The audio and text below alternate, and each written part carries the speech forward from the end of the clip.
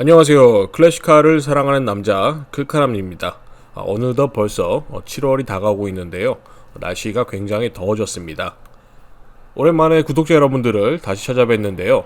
이번 영상은 지역의 클래식카 박물관에서 열리는 알파로메오 특별전시 오프닝에 참석해 보았습니다. 알파로메오라고 하면은 조금은 생소한 브랜드가 될 수도 있겠는데요. 하지만 이태리 브랜드로 벌써 100년의 역사가 훌쩍 넘은 오래된 자동차 브랜드 중 하나입니다. 박물관 앞쪽 플라자에 전시된 차량들은 이 지역의 알파로메오 클럽에서 이 모임을 가진 차들이 전시가 되었는데요. 물론 직접 타고 와서 임시로 전시가 된 상태이고, 박물관 내부에 전시된 이 특별 전시물들은 6개월 동안 고정 전시가 될 것이라고 합니다. 지역의 알파로메오 클럽에서 타고 온 자동차들이지만은 상당히 보기 힘든 귀한 차종들도 많이 보였었는데요. 지금 보이는 쿠페 차량은 이 알파로메오의 이 줄리에타 스프린트가 되겠습니다. 이 엠블럼에서도 보다시피 이 베르톤의 배지도 보이고, 이 인테리어도 굉장히 깨끗한 이 오리지널 상태로 유지되어 있었는데요. 이 밖에도 이 알파로메오의 대표작이라고 할 수 있는 이 스파이더 시리즈와 그리고 이 GTB 시리즈, GTB6 이런 차들이 있었습니다. 지금 보이는 모델은 이 줄리아 스파이더인데요. 그 당시 같은 모델에서 이 줄리에타와 이 줄리아의 차이가 외형적으로는 그렇게 크지 않았었는데요. 하지만 이 스펙상으로는 차이가 있었기 때문에 이 줄리에타와 줄리아 이 두 가지 차량은 다르다고 말할 수 있을 것 같습니다. 이 밖에도 이 클럽 멤버의 차량으로 보이는 자동차가 한 대 있었는데요. 이 차는 상당히 보기 힘든 귀한 차 중 하나입니다. 이 바로 알파로메오 이 6C 1900이라는 모델인데요. 이 자동차는 이 1930년도에 나왔던 시리즈 자동차인데 굉장히 만나기 힘든 자동차죠.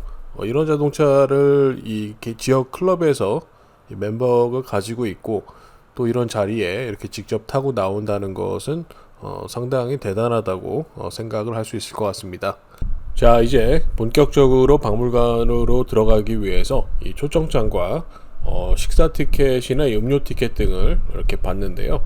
모두 여기 일하시는 분들이 봉사활동을 하시는 연세가 드신 분들이 직접 이렇게 하고 계신다는 것이 상당히 인상적이었습니다. 이곳 박물관은 1912년에 개관해서 이 지역에서는 가장 큰 대형 자동차 박물관인데요. 박물관의 주요 전시물은 미국의 클래식카가 되겠습니다. 지금 보이는 이 자동차는 굉장히 특별한 자동차인데요. 자동차를 좀 아시는 분이라면은 알파로메오인데 왜 페라리 그 엠블럼이 들어가 있는지 굉장히 궁금하실 수가 있습니다. 바로 이 차는 1930년대의 이 그랑프리 레이스에 쓰였던 이 레이서인 P3 T4라는 자동차인데요. 하지만 이 스쿠데리아 페라리 팀에서 운용했던 알파로메오 자동차로 굉장히 특별함을 가지고 있습니다. 실제 이 차는 레플리카가 아닌 오리지널 차량으로 굉장히 역사가 깊고, 또 가격 또한 따질 수가 없다고 말할 수 있을 것 같습니다. 자, 이제 박물관의 이 티켓 부스를 통과하면은 이 양옆으로 이 기프트 숍이 있는데요. 이번 알파로메오 특별 전시 기간 중에는 알파로메오 마니아들을 위한 특별한 기념품 또한 판매한다고 합니다. 박물관의 1층 로비는 상설 전시관으로 사용되는데요. 이 박물관의 건축물은 굉장히 자연미를 잘 갖춘 특이한 구조로도 알려져 있습니다. 이번 전시 이전의 상설 전시였던 살린 자동차 전시물들도 상당히 인상 깊었는데요. 모든 차종에 있지는 않았지만은 조금은 자리를 차지하고 있었습니다. 가장 먼저 눈길을 끌었던 차는 1932년형 이 알파로메오 몬자 이 8C라는 차인데요. 이 8C 2300이라고 불리우는 이 클래식 알파로메오 중 하나입니다. 이 자동차는 굉장히 보기 힘든 자동차이기도 하지만은 이 가격 또한 굉장히 높아서 2016년쯤 이 페블비치에서 악션 가격이 한 120억 정도에 판매된 기록을 가지고 있는 그런 같은 모델이기도 한데요. 실제 이 차량을 보니까는 복원이 안 되고 이 오리지널 컨디션이 모두 유지된 그런 상태를 하고 있었습니다. 특히 이런 자동차 같은 경우에는 오리지널 상태가 그대로 유지된 차들의 값어치가 더욱 높은 경우도 많은데요. 복원이 안 된 모습이었기 때문에 이 자동차의 오리지널리티를 마음껏 느낄 수 있는 그런 느낌이었습니다. 이 자동차 뒤쪽의 배기구 또한 이 그을음에 그을린 그런 모습을 하고 있었는데요. 정말 그 당시의 자동차 중에서도 정말 귀한 사람들만 가질 수 있었던 그런 자동차여서 그런지 더욱 특별함이 남는 자동차였습니다. 이 알파로메오라는 브랜드가 역사가 굉장히 길고 또 이 계보 또한 이 차종이 조금은 복잡해질 수 있는 그런 브랜드인데요. 오늘 이 상설 전시회는 그래도 이 나름대로 굉장히 정리가 잘 된 형태의 이 모델들이 전시가 된 것을 알 수 있었습니다. 총 21대의 알파로메오 브랜드를 대표할 수 있는 클래식 아이코닉 자동차들로 구성이 되어 있다고 하는데요.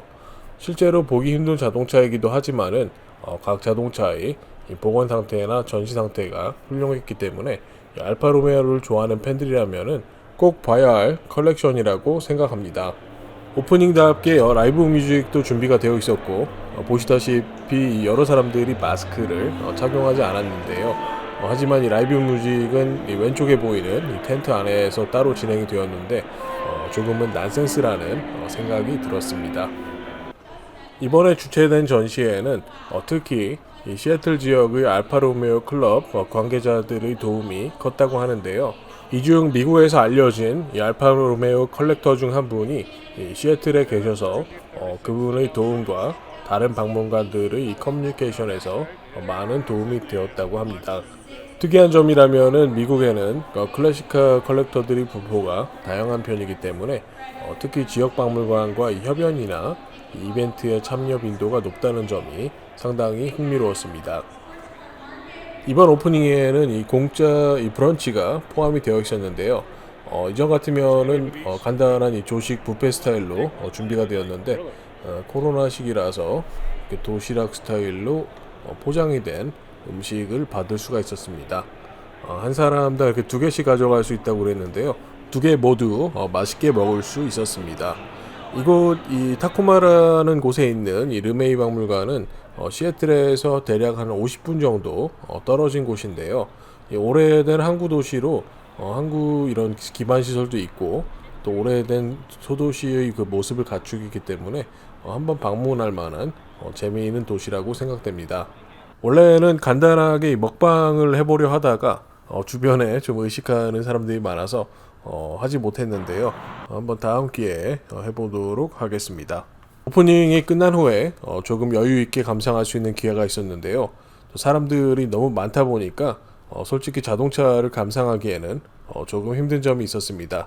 대부분 1940년대부터 90년대의 알파로메오들이 전시되어 있었는데요. 여러 유명한 자동차들도 많이 만나볼 수 있었습니다. 접하기 힘든 알파로메오 1900 시리즈나 줄리아 TG1 같은 그런 차들도 만나볼 수 있었는데요. 하지만 조금 아쉽게도 이 알파로메오를 좀 대표했던 특히 이 더스틴 호프만이 주연했던 이 영화 이 졸업에 나왔던 이 두에토라고 불리우는 이 알파로메오 스파이더 차량은 없어서 조금은 아쉬움이 남긴 했습니다. 알파로메오라고 하면은 이탈리아를 대표하는 열정을 나타내는 자동차 브랜드라고 할 수 있겠는데요. 지금의 알파로메오가 이전의 알파로메오만큼의 명성은 이어가지고 있지 못하지만 또 새로운 시도와 이 리바이벌을 통해서 또 새로운 브랜드로 거듭나기로 기원합니다. 자, 오랜만에 이 클카람의 거라지 비디오를 만들어 봤는데요. 대략 한 달 만에 구독자분들을 다시 찾아뵌 것 같습니다. 항상 구독과 좋아요 그리고 알림 설정은 클카람에게 큰 도움이 됩니다.